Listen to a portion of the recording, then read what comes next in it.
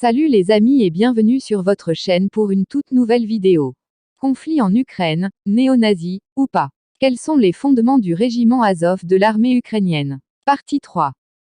Dans son article de 2016, l'historien ukrainien Vyacheslav Likachev écrivait « Azov est l'exemple le plus éclatant de la légalisation, voire de l'héroïsation, de l'ultranationalisme dans le discours public ukrainien. » Des vétérans du régiment Azov participent au premier congrès du parti d'extrême droite Corps National, à Kiev, le 14 octobre 2016.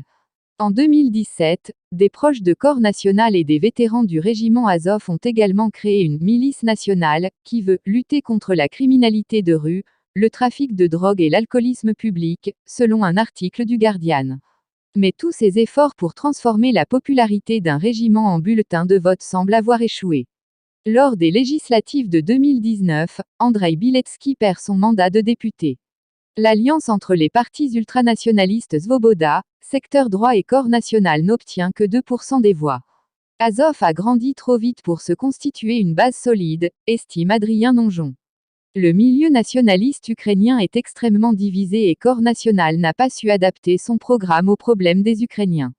Du fait de la menace russe, on peut aussi considérer que tous les partis ukrainiens sont aujourd'hui nationalistes, pour la défense de leur nation.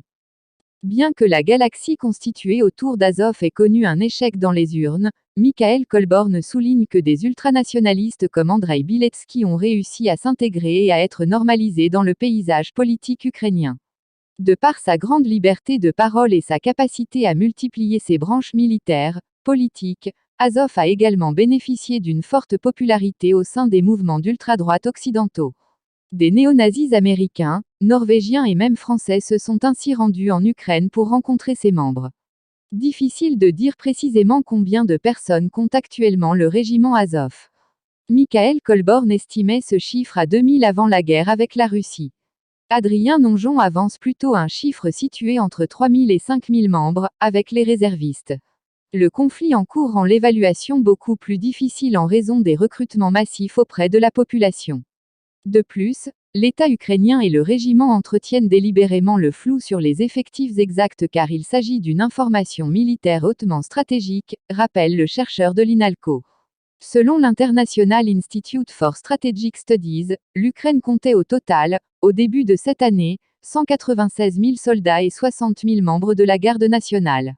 Le régiment ne représenterait donc pas plus de 2% des forces armées du pays. Merci de nous avoir suivis. Si vous avez aimé la vidéo, faites-le nous savoir avec un like. Et surtout n'oubliez pas de vous abonner et de sonner la cloche de notification pour ne rater aucune de nos vidéos. Laissez-nous vos points de vue et suggestions en commentaire. Et n'oubliez pas de partager pour informer encore plus de monde. À plus.